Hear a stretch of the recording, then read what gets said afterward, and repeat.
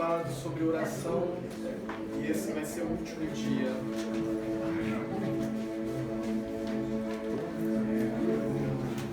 Mas antes eu queria fazer uma oração. Eu gostaria de fazer uma oração para Thaís. Gostaria que você fechasse seus olhos, baixasse sua cabeça. Pai, em nome de Jesus, nós, na tua presença ainda, nós queremos compartilhar da tua palavra. Amém, Jesus. Que o Senhor esteja cativando nossa mente, nosso coração, somente ao Senhor neste momento, Pai, que tudo aquilo que for dito aqui, Senhor, e vier do Senhor, produza o fruto devido, Pai, mas tudo aquilo que eu falar de mim mesmo, Senhor, não produza esse fruto, Pai. Que o Senhor, Pai, possa estar falando através da minha vida com graça, com poder, com autoridade, mas com humildade, Pai. Em nome de Jesus, e que o Senhor, Pai, possa estar trazendo esse entendimento a mim e a toda a igreja, Pai. Em nome de Jesus, Pai. Eu oro e já te agradeço. Irmãos, eu gostaria que você abrisse a sua Bíblia no livro de Atos. No livro de Atos, eu vou ler um versículo do capítulo 1, depois vou ler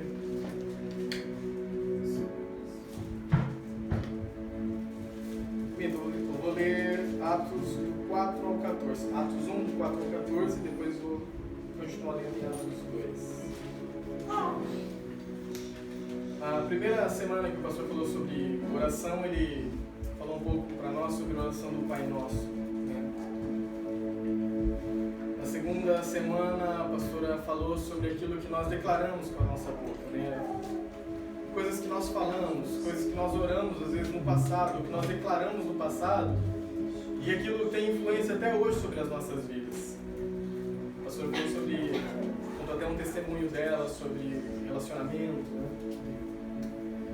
Na terceira semana, o Ismael falou sobre orar da forma correta, orar usando o nome de Jesus com autoridade, enquanto nós queremos ordenar algo, né, em relação à cura, em relação à doença, e orou e mostrou como usar o nome de Jesus quando queremos pedir algo. Nos mostrou essa diferença. A Fernanda, na semana passada, ela trouxe algo sobre o poder das nossas palavras, né? A palavra tem o poder da morte e da vida. E ainda falou um pouco sobre a oração em línguas, a oração no Espírito. E essa noite, irmãos, eu quero falar um pouco sobre o poder da oração. Todos nós sabemos que há poder em nossas orações, há poder nas nossas palavras, aquilo que declaramos, aquilo que nós falamos. Nós liberamos algo no reino espiritual. Quando nós falamos, quando nós oramos, nós liberamos algo no reino espiritual. Seja para a morte ou seja para a vida, como já foi ministrado aqui. Nós liberamos desde cura, de enfermidades, livramentos, até mesmo bênçãos materiais, carro, casa, prosperidade. Tudo isso nós podemos orar, pedir e liberar no reino espiritual. Mas hoje, especificamente hoje, eu quero falar de um poder que é na oração e não está ligado diretamente ao que nós queremos, aquilo que nós desejamos, mas sim a vontade soberana de Deus. Aquela vontade que está escrita em Romanos 12:2, a boa, agradável e perfeita vontade de Deus.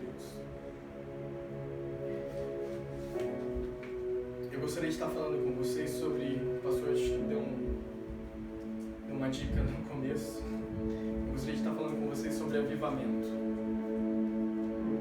Algo que é proveniente da oração, algo que se inicia na oração, com corações desprendidos e que almejam e que desejam viver o verdadeiro Evangelho de Cristo.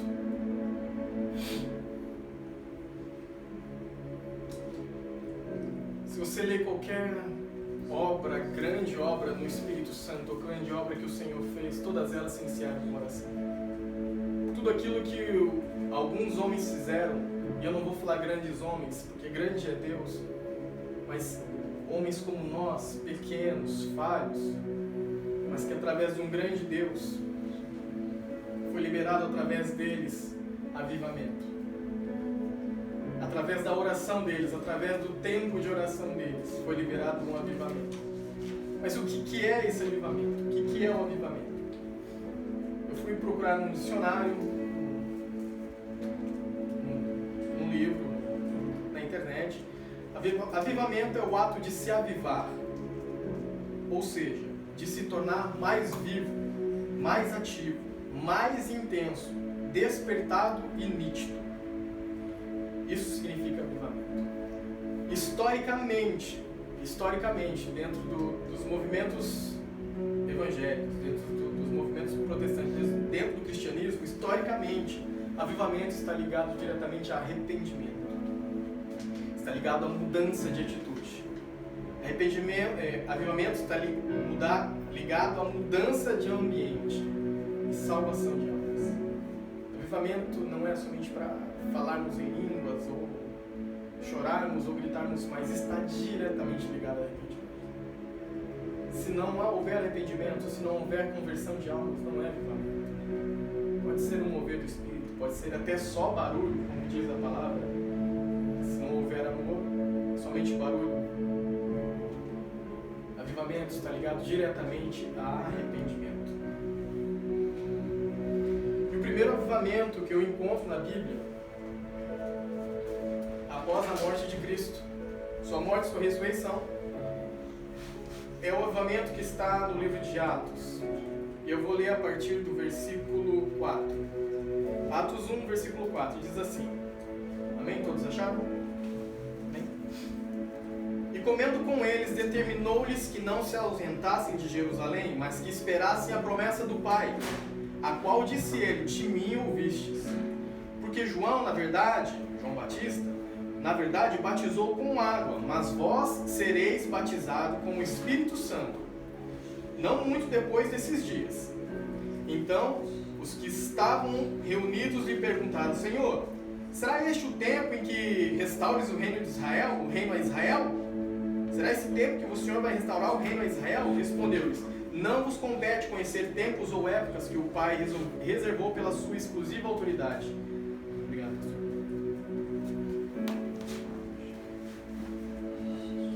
Mas recebereis, versículo 8, mas recebereis poder ao descer sobre vós o Espírito Santo, e sereis minhas testemunhas, tanto em Jerusalém como em toda a Judéia e Samaria, e até os confins da terra.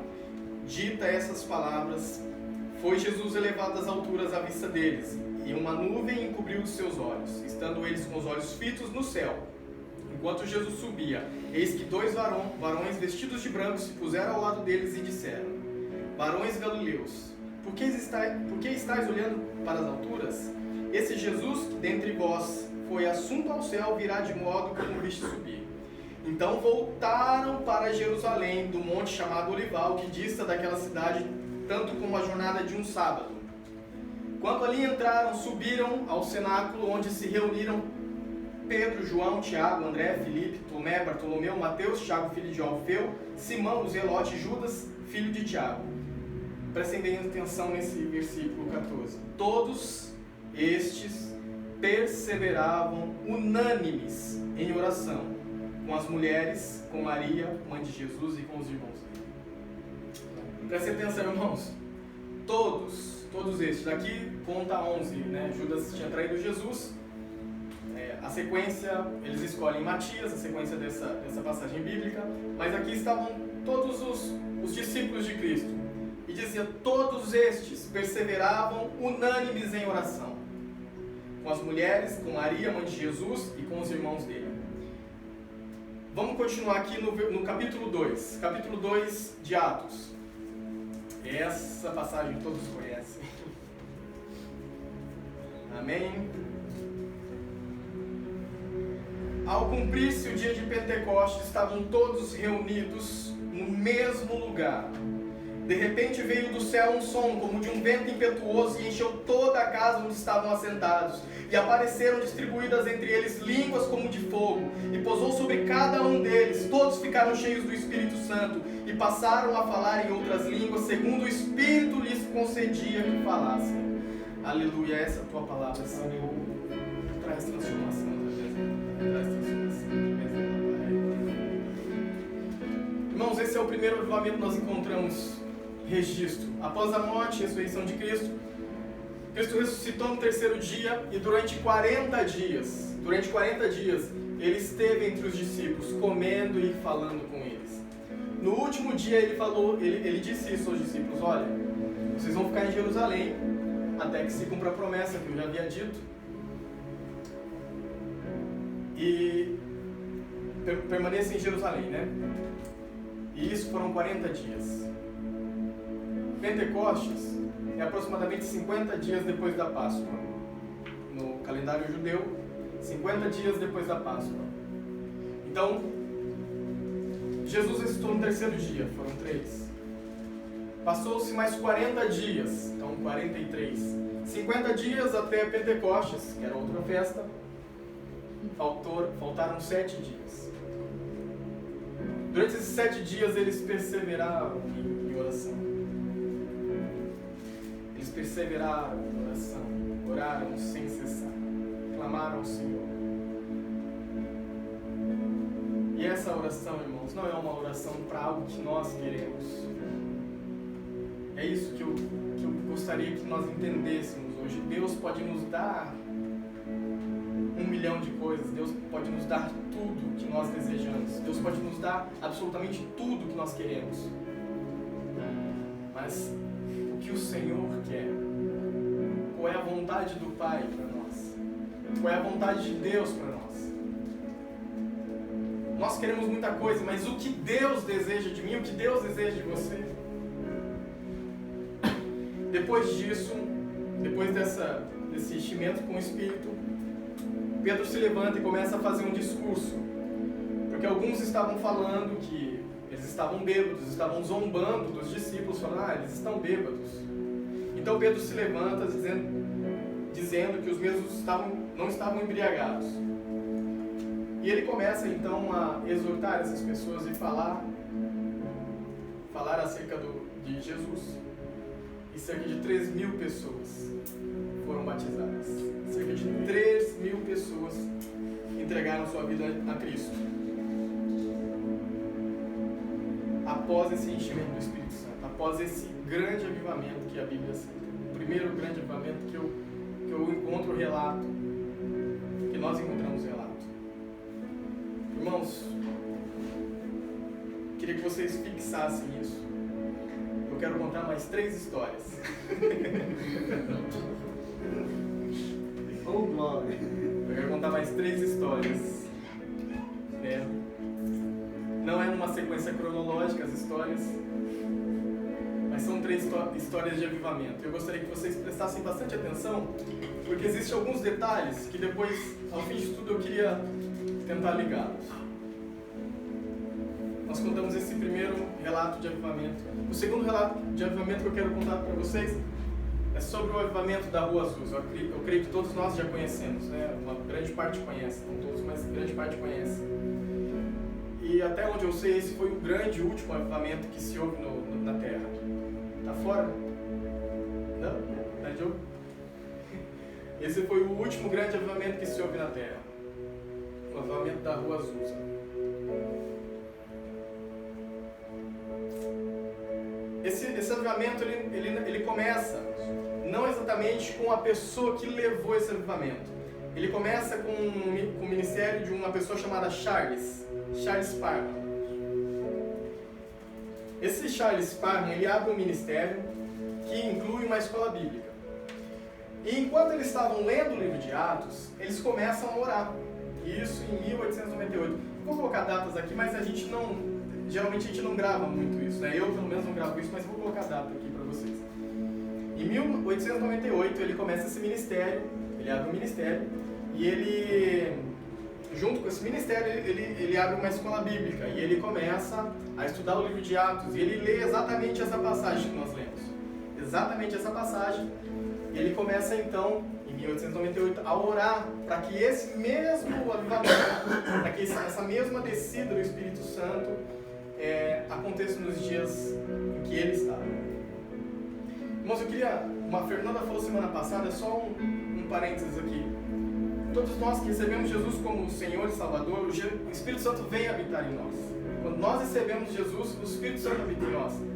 Mas, quando há um batismo no Espírito, Não é o Espírito Santo que entra em nós. É nós que entramos no Espírito Santo. Entendam isso. E não quer dizer que você vai falar em línguas. Existem 9 dons do Espírito. O que mais aparece é o de línguas. Mas existem outros dons. Mas neste caso, especificamente neste caso, nós vamos falar sobre o dom de línguas. Então Charles, ele começa a estudar esse livro de Atos e ele cai nesse relato e ele começa a orar com seus alunos. E uma dessas alunas, ela, no dia 1º de janeiro, eles começam o ano de 1901, dia 1º de janeiro, essa aluna é batizada no Espírito Santo e ela começa a falar em línguas. Os outros alunos então começam a empolgar, a sentir aquela presença e também são batizados. Começam a ser batizados, todos batizados em línguas, todos batizados no Espírito Santo e começam a mover naquele lugar. Porém, havia um aluno ali que ele era negro, afrodescendente, não sei como se fala politicamente correto, mas ele era negro. E naquela época, isso aconteceu nos Estados Unidos, havia a segregação racial, mas ele era um homem cheio de Deus, eu creio que ele amava Deus acima de todas as coisas, e ele se inscreveu nessa escola. No entanto, ele assistia a aula do lado de fora da sala, ele assistia somente do corredor. E ele olhava aquilo acontecer e ele falava: Senhor, faz comigo, Pai, faz comigo. E nada acontecia com ele. As pessoas que eram batizadas aqui, orando umas pelas outras, e aquilo ia acontecendo, mas com ele não. O nome desse pastor, ele era um pastor, chamava-se William Seymour. Ele era filho de escravos. Ele pastoreava uma igreja chamada Holiness, existe até hoje, essa igreja chamada Holiness. E essa igreja, eu gostaria que vocês gravassem isso, essa igreja nasceu de uma dissidência da metodista. Entendam isso daqui. Se quiser anotar, pode anotar. Essa igreja Holiness, ela nasceu da dissidência da metodista. É um ponto que eu queria depois falar com vocês. E ele estava orando por 5 horas, todos os dias. Todos os dias ele orava por 5 horas.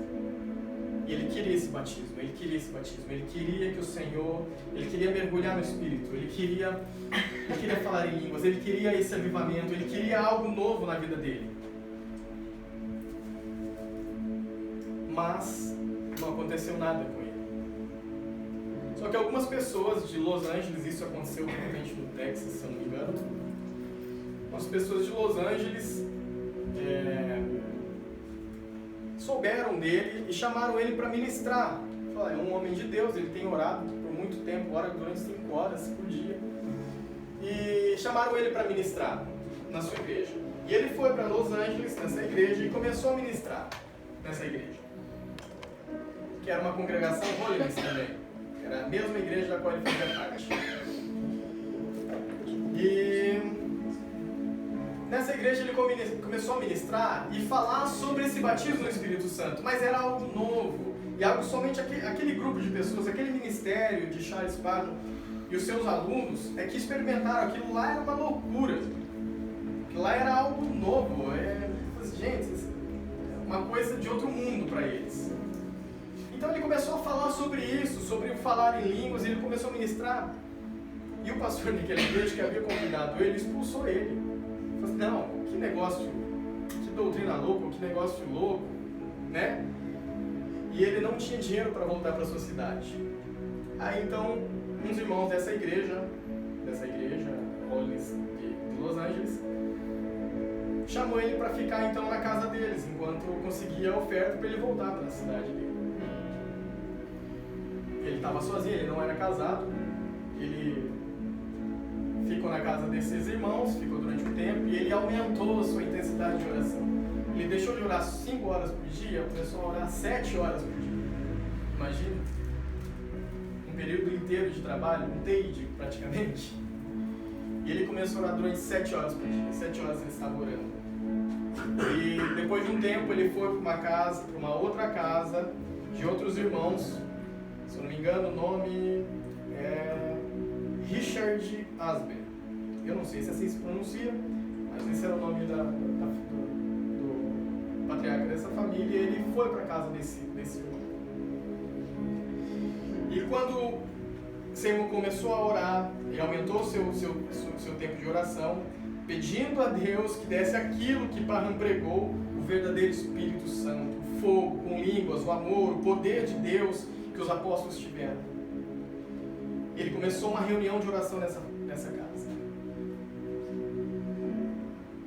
E ele começou a ministrar sobre o batismo em línguas. Só que ele não tinha essa experiência, por mais que buscasse, ele não tinha experiência. Então, os irmãos levantaram uma oferta e ele conhecia uma pessoa da cidade de onde ele veio, que havia sido batizado, e ele traz então essa pessoa para a cidade. O nome dela é Lucy. E ela chegando, ela começa a orar, e logo de começo, o primeiro cara que chamou ele para ficar na casa dele já é batizado. E ele continua orando, mas ele não foi batizado. Ele continua orando, e aquele fogo começa a aumentar. Com o tempo, esse pastor William ele foi batizado no Espírito. E ele começa então a orar. E a casa começa a se encher. Aquele mover do Espírito Santo, aquele encher do Espírito Santo, aquele avivamento que se inicia naquele lugar, começa a atingir as regiões em que ele estava. Segundo relatos, as pessoas nem chegavam na casa. Chegavam na esquina onde a casa estava, elas já caíam. E a casa começou a ficar muito pequena, porque era uma casa de uma família. Então eles tiveram que alugar um lugar. Eles alugaram um lugar na Rua Azusa, número 312.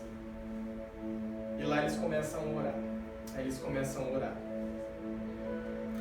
Outra coisa que eu queria que vocês gravassem. A futura esposa desse pastor William, o nome dela é Jane Moore. Ela não tocava e não cantava, mas a partir do momento que ela recebeu o Espírito, ela começou a cantar e tocar piano. Imagina, uma pessoa que não sabe absolutamente de nada de música, sabendo música já é difícil de tocar, imagina uma pessoa que não sabe nada, começa a tocar e começa a cantar. Gravem isso também. Uma pessoa começou a ministrar o louvor dentro desse avivamento.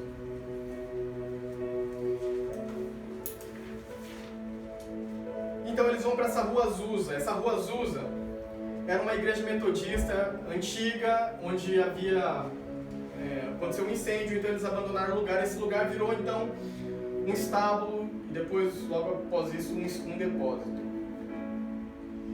E então eu me lembro desse lugar que o pastor estava falando. Era um lugar que só tinha escombros, não tinha absolutamente nada, não dava para ver nada, não dava para se enxergar numa igreja ali. Então eles foram construir um púlpito com 2 caixas de madeira, colocaram umas tábuas para o pessoal sentar e o chão era terra. E ali eles fizeram, dia 14 de abril de 1906, o seu primeiro culto. E aquilo começou a se espalhar. Eles começavam a orar, começavam a cantar, começavam a adorar a Deus. As crianças recebiam o batismo no Espírito Santo e logo que recebiam já iam orando pelas outras crianças que também já recebiam o Espírito Santo. E eu queria ler só um relato de um irmão. E diz assim: o irmão Seymour, esse negro que buscou incessantemente esse batismo do Espírito Santo, buscou incessantemente esse avivamento. Ele não foi o primeiro a ser batizado, mas ele queria demais aquilo. Ele desejava, ele ansiava demais aquilo. O irmão Seymour normalmente se sentava atrás de 2 caixas de sapato vazias, uma em cima da outra. Ele costumava manter sua cabeça dentro da caixa de cima, durante a reunião e oração. Não havia nenhum orgulho lá. Os cultos continuavam quase sem parar. Almas sedentas poderiam ser encontradas debaixo do poder quase qualquer hora da noite ou do dia. O lugar nunca estava fechado nem vazio. As pessoas vieram para conhecer a Deus e Ele sempre estava lá. Consequentemente, foi uma reunião contínua. A reunião não dependeu do líder humano. Naquele velho prédio, com suas vigas baixas, o chão de barro, Deus despedaçou homens e mulheres fortes e os juntou novamente para a sua glória. Era um processo tremendo de revisão. O orgulho, a autoasserção, o ego, a autoestima não podiam sobreviver lá. O ego religioso pregou seu próprio sermão funerário rapidamente.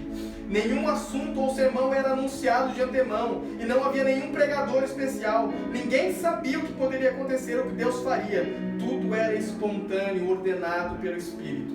Nós queríamos ouvir de Deus através de qualquer um que Ele pudesse usar para falar. Não havia diferença entre pessoas. O rico e educado era igual ao pobre e ignorante. Nós reconhecíamos somente a Deus. Todos eram iguais. Nenhuma carne poderia se gloriar na presença dele. Essas foram reuniões do Espírito Santo conduzidas por Deus. Teve que começar num ambiente pobre para manter o elemento egoísta humano ao lado de fora. Todos entravam juntos em humildade aos pés dele. Esse foi o último grande avivamento. Esse último grande avivamento, em apenas 2 anos, imagine, irmãos, 2 anos. Ele foi estabelecido em 50 nações. Imagina um avivamento que em 2 anos, apenas 2 anos, ele viajou para 50 nações, todas as cidades dos Estados Unidos que haviam mais de 3.000 habitantes, conheceram esse movimento e viveram esse movimento. O avivamento da Rua Azusa durou apenas 3 anos. 3 anos. Mas foi o criador do movimento pentecostal, que eu creio que é o que todos nós fazemos parte, Hoje eu acredito que são 700 milhões de pessoas que são evangélicos, são crentes, são protestantes. Desses 700, eu acredito que umas 630 milhões de pessoas congregam dentro dessa direção, desse avivamento. Essa é a primeira história, o avivamento da Rua Azusa. A segunda história, lembrem que a igreja Holiness, a qual eles faziam parte, decidiu da igreja metodista. A segunda história, e eu creio que todos conhecem também, é a história de John Wesley. John Wesley, ele era um inglês, nasceu em 703, nasceu de uma família anglicana. Seu pai era padre ortodoxo, então ele podia casar. E sua mãe, o nome dela era Susana. E ela teve 19 filhos. 19 filhos. E ela ensinou todos os filhos. Todos os filhos ela ensinou a ler e escrever através da Bíblia. Era uma família de um lar bem cristão.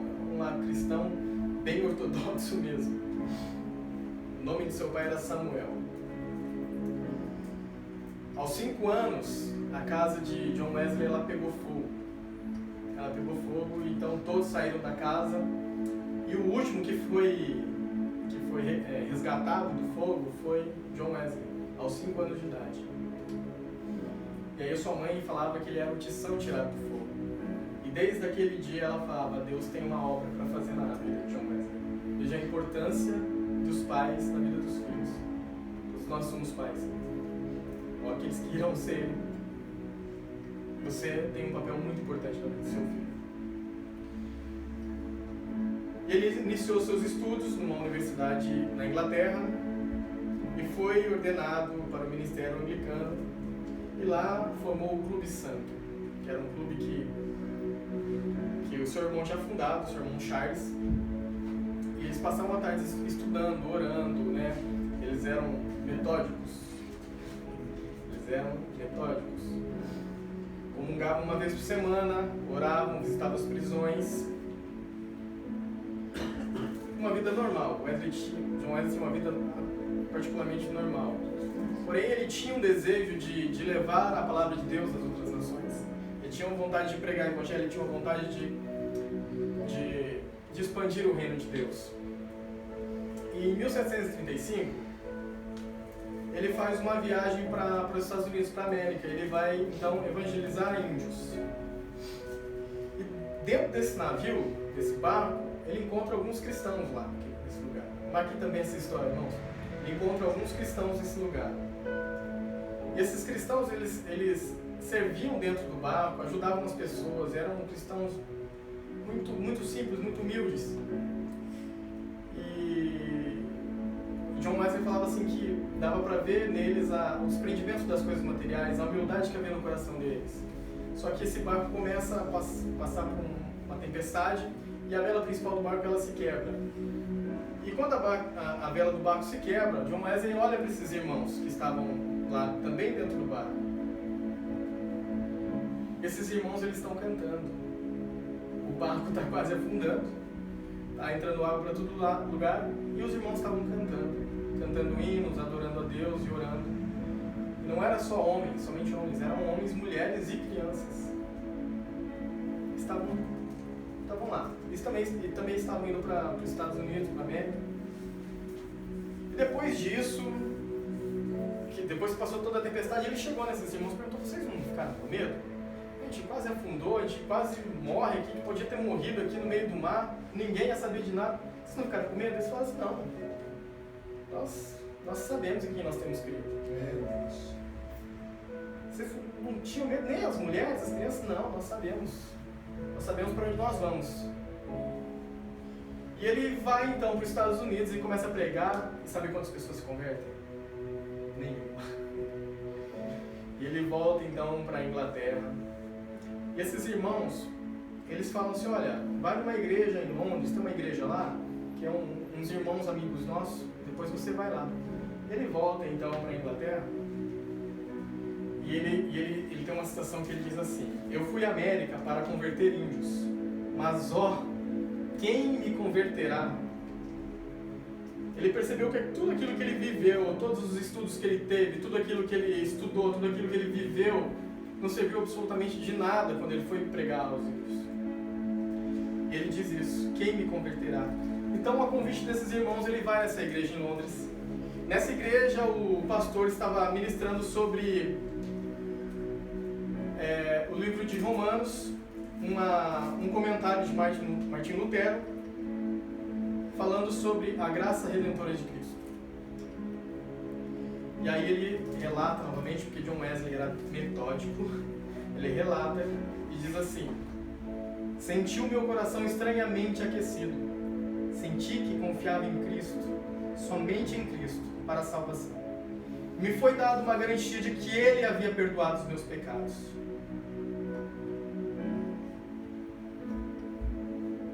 Então, John Wesley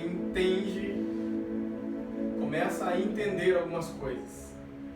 Ele faz uma viagem à Alemanha para conhecer da onde saiu esses irmãos, e lá ele passa um tempo e ele volta à Inglaterra. Ele acordava todos os dias às 4:30 da manhã para poder orar ao menos 1 hora por dia. Alguns relatos dizem que ele orava 3, 4, 5 horas, mas eu estava vendo um estudo, ele orava ao menos 1 hora, não quer dizer que ele orava só 1 hora, ao menos 1 hora. Todos os dias às 4:30 da manhã ele acordava.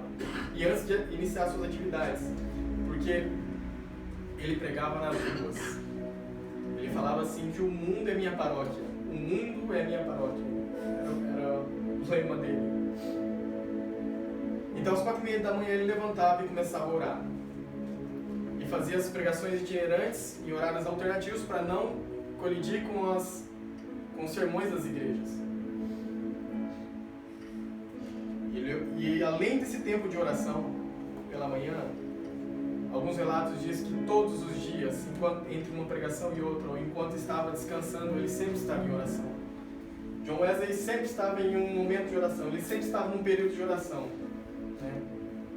Uma vez um missionário disse assim que uma pessoa perguntou para ele: há quanto tempo você ora? Ele falou assim: no máximo 15 minutos. Ele falou: no máximo 15 minutos? Ele falou: no máximo 15 minutos. Mas como é que Deus usa você se você ora no máximo 15 minutos. Aí ele falou que eu não passo mais de 15 minutos sem orar. De 15 em 15 minutos eu oro. De 15 em 15 minutos eu oro. E isso foi John Wesley que trouxe essa ideia. Eu creio que foi ele que trouxe essa ideia. De tempos em tempos nós estamos orando, nós estamos trabalhando, nós estamos orando. Nós estamos na escola, às vezes, está passando, a nossa cabeça está voando, então ora. Está dirigindo, começa a orar. E John Wesley,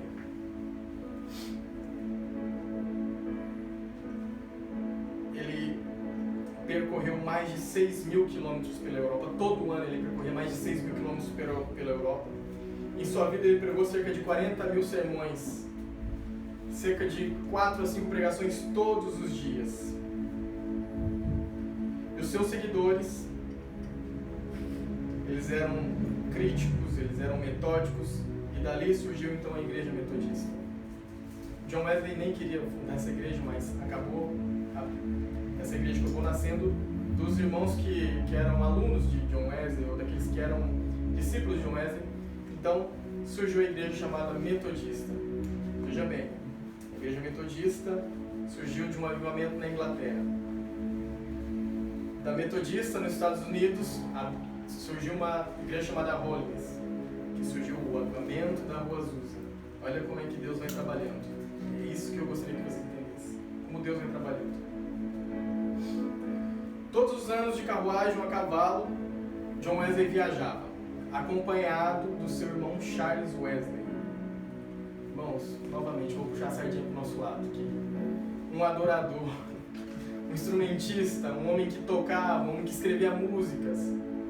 Veja, na Rua Azusa, a oração foi acompanhada de um batismo numa mulher que não sabia tocar e cantar e começou a cantar e cantar, tocar e cantar. John Wesley, ele pregava, ele orava, ele buscava em Deus a direção e saía pregando por toda a Europa, mas sempre acompanhado dele estava o seu irmão, Charles, que era um instrumentista. Existe uma história que diz assim que um professor dos Estados Unidos, ele foi visitar a casa de John Wesley e levou alguns alunos com ele. E havia acho que cerca de 20 alunos e eles foram andar na casa de John Wesley e conhecer tudo. Então entraram no quarto de oração de John Wesley, e ali estava o lugar onde John Wesley orava, né? Um tapete, bem o local onde ele orava. Alguns diziam que esse local tinha marcas do joelho de John Wesley de tanto que ele orava. Já não sei se isso é verdade. Mas eles foram no quarto ali de John Wesley, o quarto de guerra de John Wesley. E aí o professor então visitou, logo depois ele desceu e já estavam indo embora. Ele contou, estava faltando um aluno. Faltou um aluno. Então daí ele ficou preocupado, saiu procurando esse aluno, procurando. E ajoelhado bem no mesmo lugar onde John Wesley orava, tinha um rapaz orando. E aí o professor chegou e falou assim: Billy Graham, já está na hora de ir embora. Quem não conhece Billy Graham, eu creio que é o maior evangelista da nossa época. É o maior evangelista. Ele também orou ali. Ele também, o poder da oração gera isso. O poder da oração gera isso. E ele dizia assim: Senhor, faz de novo. Senhor, faz de novo. Faz o que o Senhor fez com John Wesley. Senhor, faz de novo.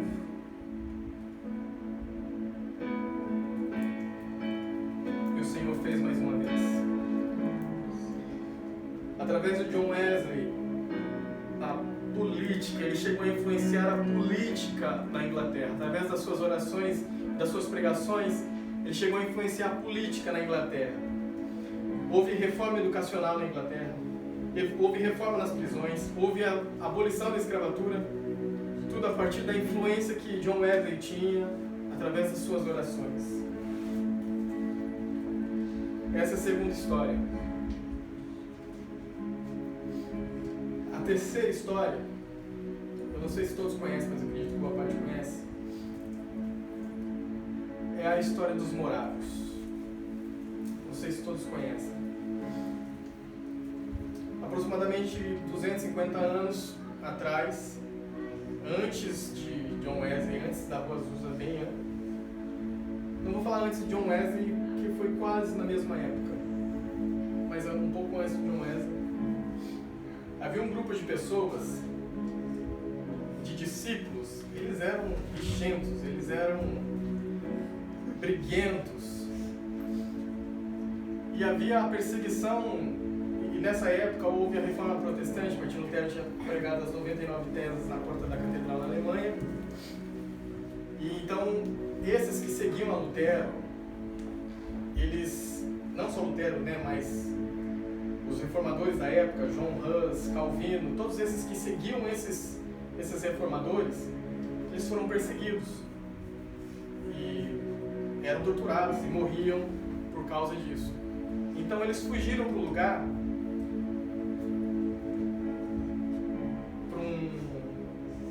um lugar na Alemanha Oriental.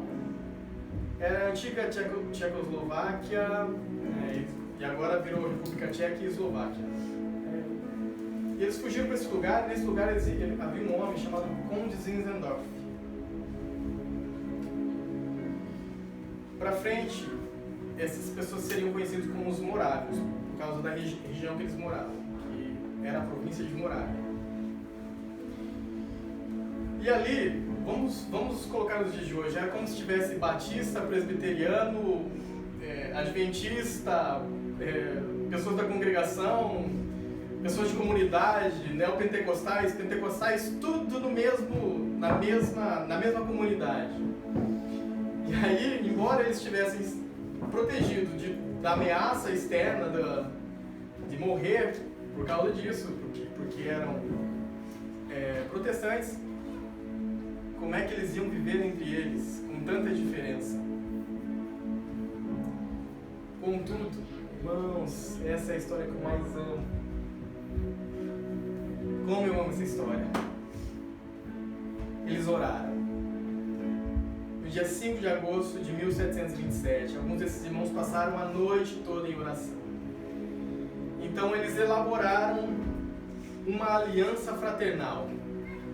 Imaginem, nossa, eu sou de uma igreja um pouco mais nova, eu sei que os irmãos são de uma igreja mais tradicional, mais bem pentecostal, o pastor já é de outra, acho que eu sou de uma linha mais batista. Eu sou de uma linha batista, na verdade.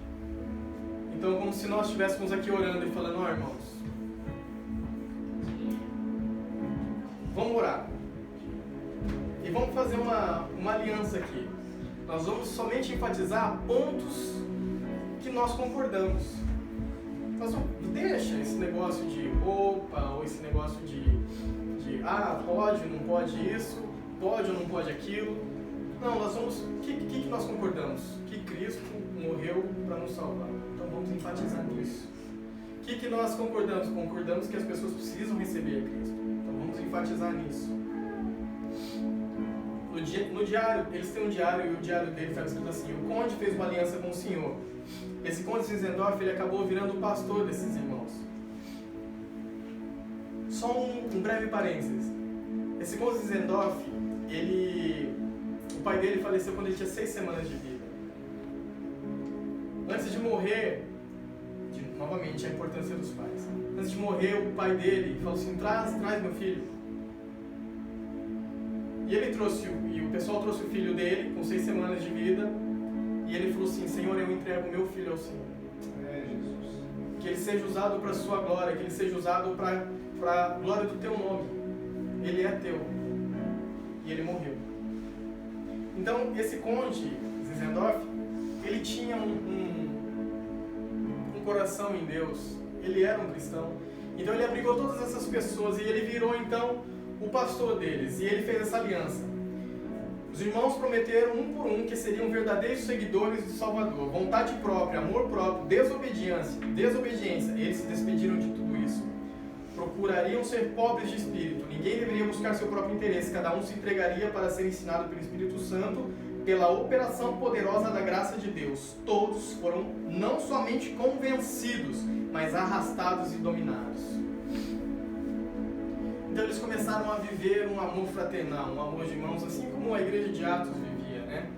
Tudo era de todos, todos repartiam.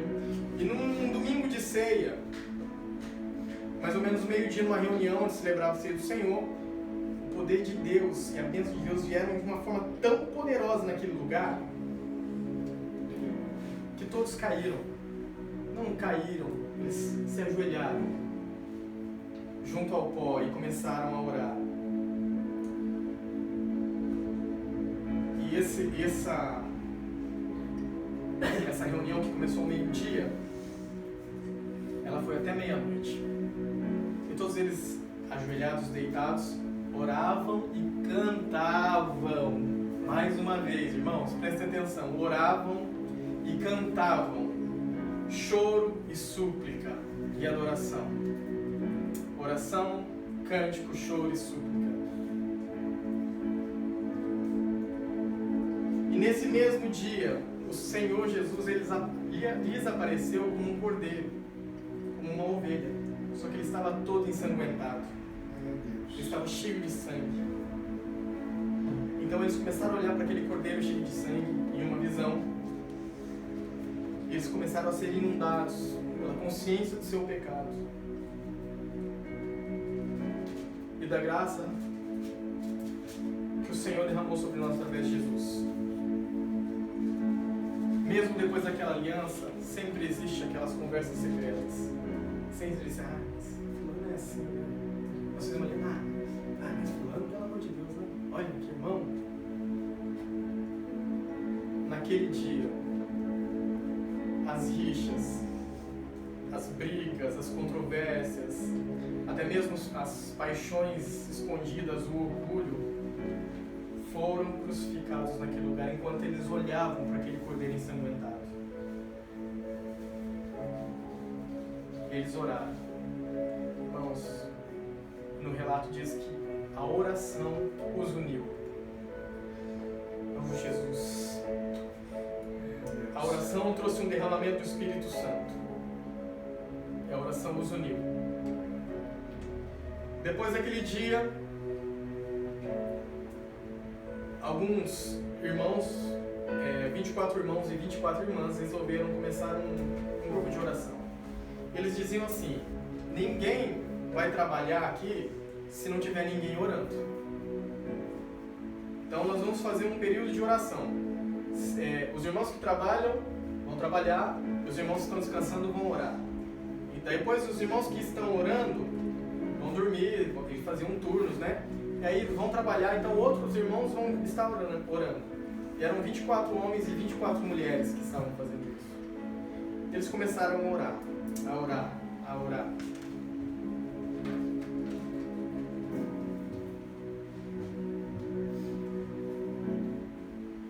E essa oração, irmãos, durou aproximadamente, ou melhor, mais de 100 anos. Imagine um grupo de pessoas, é lógico, eles foram aumentando. Começaram com 48 pessoas, aumentou para 77 e foi aumentando, e foi aumentando, e foi aumentando.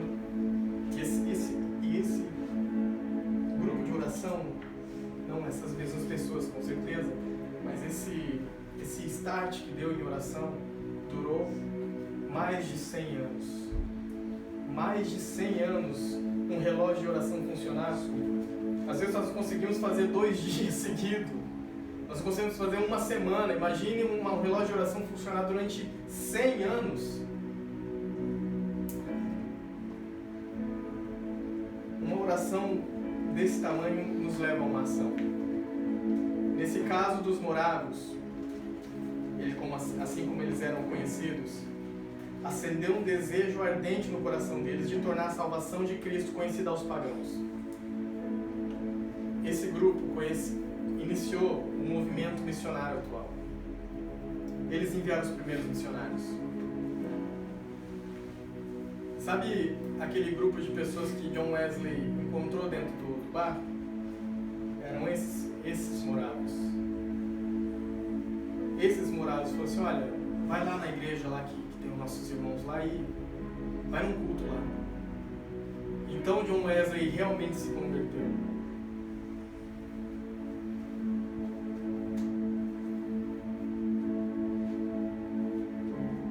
Para terminar, irmãos, eu gostaria de contar duas histórias desses irmãos.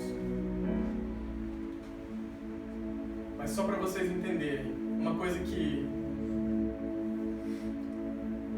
me veio à mente, que Deus tem falado comigo assim: Deus não constrói se não houver fundamentos. Veja bem, o movimento de oração que durou 100 anos atingiu John Wesley, que começou uma igreja metodista, que dessa igreja metodista saiu essa igreja Hollins, e que começou um outro avivamento. John Wesley iniciou um avivamento, e depois nos Estados Unidos o avivamento da Rua Azusa saiu desse mesmo avivamento de John Wesley, que foi tocado pelos moráveis. Então Deus sempre vai construindo através de fundamentos. Deus nunca vai começar nesse momento. Deus não vai começar algo novo. Deus já vai começar algo que já está construído. Vai continuar construindo em cima daquilo que já foi feito. Nós temos que ser contemporâneos, nós temos que olhar para frente sim, mas nós também não podemos esquecer de onde nós viemos, o alicerce que nós tivemos. É isso que eu entendo de Deus. Para mim foram os maiores avivamentos da terra foram esses. E para mim, esse dos moráveis foi o maior de todos, porque eles oraram durante 100 anos. Mas que eles não estejam nem ligados com a Rua Azusa, eu creio que por causa desses 100 anos de oração, acontecesse outro avivamento. Porque tudo veio deles, tudo praticamente... todos os outros avivalistas acabaram sendo tocados por eles de alguma forma. Eles foram enviados até mesmo para o Brasil. E duas últimas histórias, irmãos. Já está acabando. Duas últimas histórias. Uma história diz assim que, já no fim desse movimento missionário, quando Zinzendorf, ele tinha um desejo de enviar pessoas para o Alasca. E ele teve um sonho. E esse sonho ele sonhou com um oleiro da cidade, um oleiro da comunidade. E Deus falou: não, envia ele. Aí ele falou: mas eu conheço esse oleiro. O homem não sabe falar, ele é tranquilo, quieto, calmo, sossegado, não tem nenhum espírito de liderança. Senhor, mas o Senhor está falando, eu vou falar com ele. Então ele chama esse oleiro. E ele fala assim: irmão, eu tenho uma proposta para te fazer. Existem algumas pessoas no Alasca, é um lugar muito longe, quase inacessível, e nós queremos enviar você. Porém, eu não tenho recurso nenhum mais. Todos os missionários já foram enviados. Além de não ter recurso, você vai ter que ir sozinho. Porque não tem mais ninguém para enviar. Eu não tenho dinheiro, não tem mais ninguém, é um lugar longe, você provavelmente nunca mais vai voltar para cá. E é isso que eu tenho para te falar, essa é a proposta que eu tenho para você. Aí esqueci o oleiro, então ele falou assim: eu posso orar?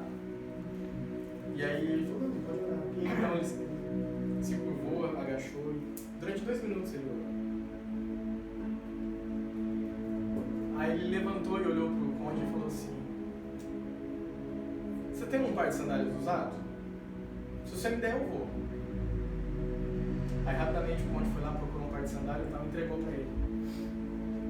Aí ele foi para casa, dormiu, né?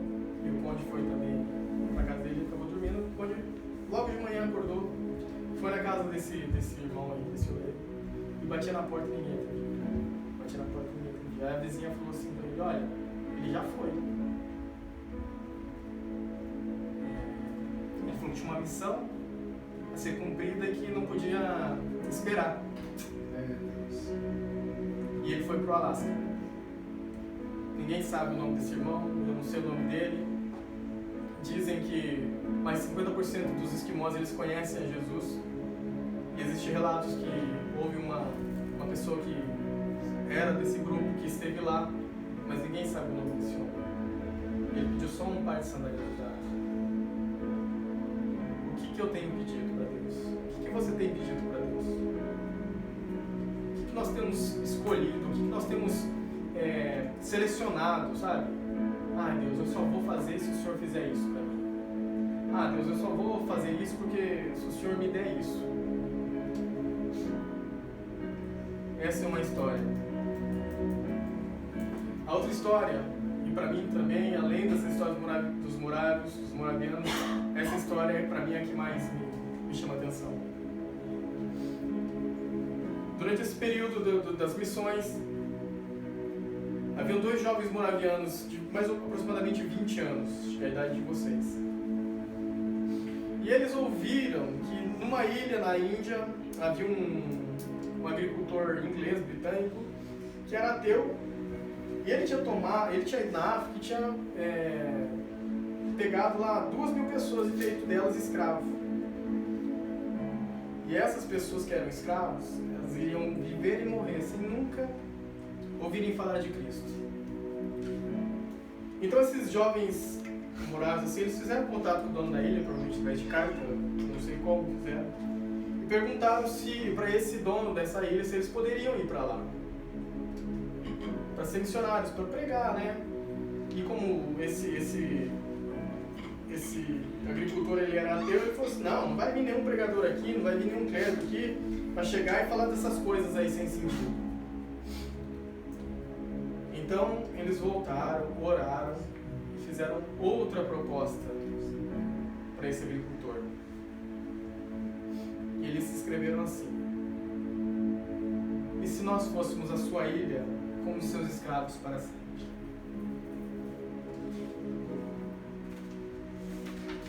O homem disse sim que aceitavam, mas não ia pagar nem o transporte deles. Então os jovens usaram o valor da sua própria venda para o custo da sua viagem. Ai, irmãos.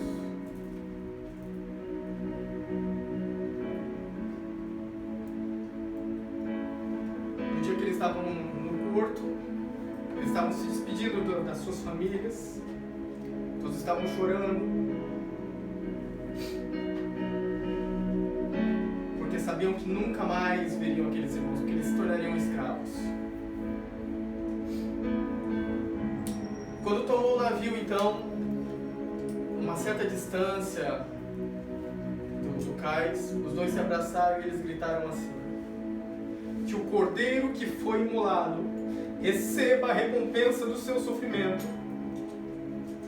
Eles gritaram isso: que o cordeiro que foi imolado receba a recompensa do seu sofrimento.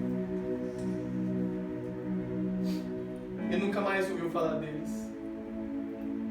Nunca mais ouviu falar desses jovens. Irmãos, a conclusão que eu chego é que a oração ela muda gerações. Ela muda gerações, ela não muda somente gerações, ela muda nações. Assim como John Wesley ele chegou a mudar um país inteiro, leis foram alteradas por causa da oração desse homem. Gerações foram tocadas porque um grupo de pessoas briguentas começaram a orar e essa oração durou durante 100 anos. Eles acabaram alcançando várias pessoas no mundo, inclusive o nosso país, inclusive o Brasil. A oração ela tem poder de mudar gerações, ela tem poder de te trazer paz também. Ela pode, através da oração, você pode conquistar muitas coisas no reino espiritual e isso pode se tornar em coisas materiais. O Senhor pode te dar carro, pode te dar casa, pode te dar dinheiro, pode te dar prosperidade, pode te dar o que você quiser, o Senhor pode fazer isso. Mas a oração, ela pode mudar gerações, imagina. Imagina os nossos filhos, se nós orarmos por eles, assim como eu desejo que aconteça na vida deles. Imagina os filhos, os netos, tocando gerações seguintes. Os nossos filhos tocando a próxima geração e os nossos netos tocando a próxima geração, e isso vai acontecendo e tocando gerações e tocando gerações. A oração, ela tem poder para transformar, não somente para te trazer coisas materiais. Nós somos muito mesquinhos, nós somos muito egoístas em querer somente isso, e eu estou falando isso porque eu sou assim. Eu não estou falando isso porque os irmãos são assim, porque cada um sabe o que pede, mas eu peço muita coisa para Deus. Mas a oração muda gerações, ela muda nações.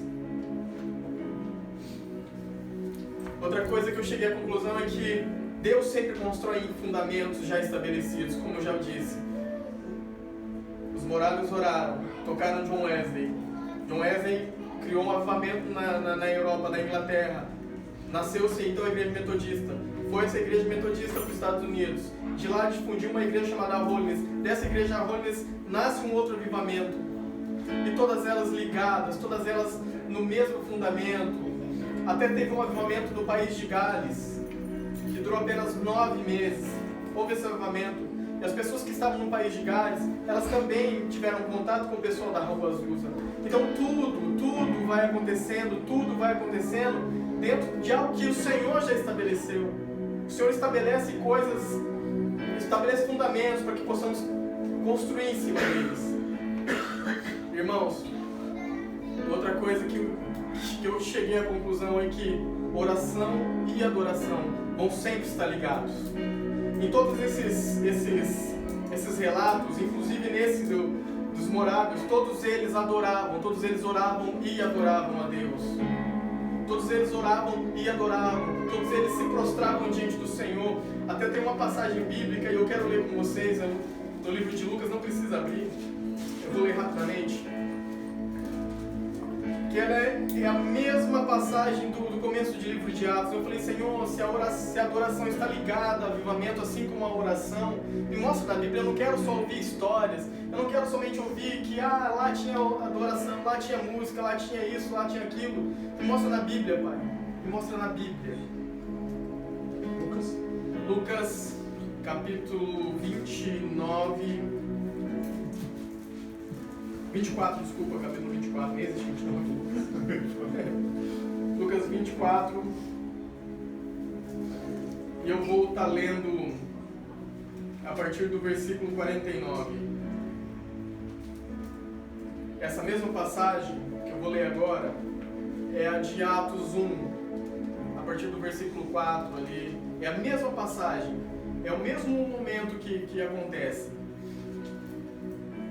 Ele diz assim, a partir do 49: Eis que envio sobre vós a promessa de meu Pai.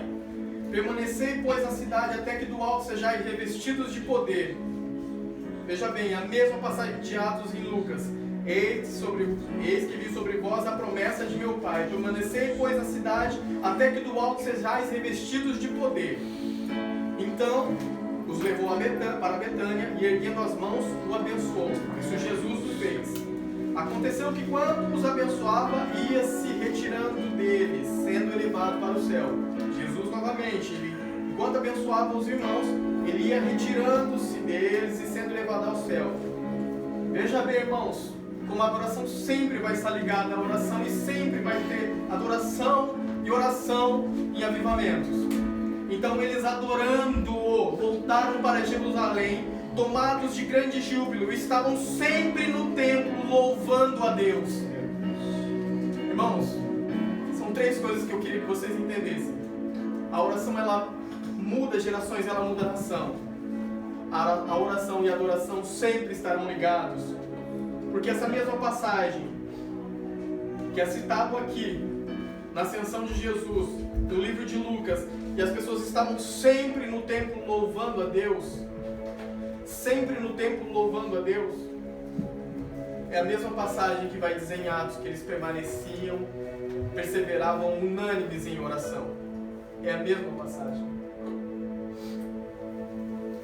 E Deus, irmãos, Deus sempre vai construir através de fundamentos. Deus nunca vai começar algo que nunca ninguém viu ou que não esteja na Bíblia. Nunca Deus vai fazer isso. Ele zela pela sua palavra. E essas são as histórias que eu queria contar. São bastante histórias, mas o que eu gostaria que vocês entendessem: a oração tem muito poder. A oração tem muito poder. Mas nós temos que usar a oração também em benefício próprio, sim. Mas assim como a oração do Pai Nosso, seja feita a sua vontade, assim na terra como ela é feita no céu. A oração também serve para que possamos fazer a vontade do Pai, não só a nossa.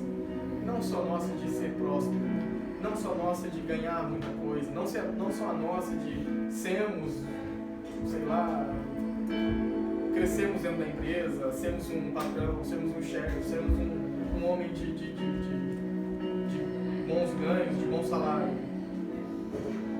Não somente isso. A oração, ela pode transformar essa nação.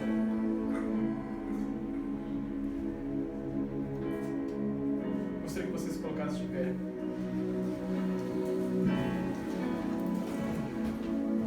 E, se possível,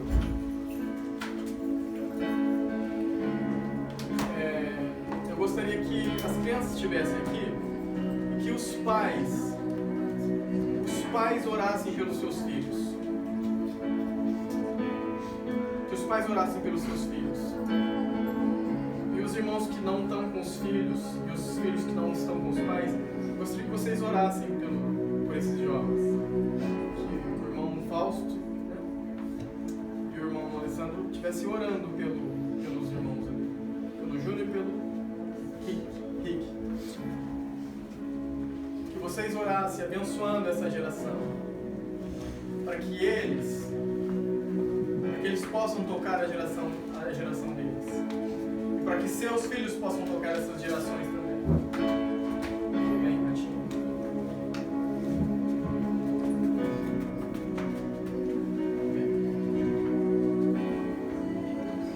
Amém? Pode orar pelo amor de Deus, vai lá.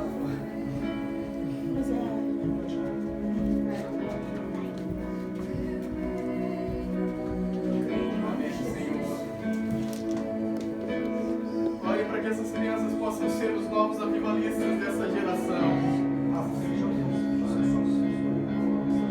Ore para que esses jovens possam ser os avivalistas dessa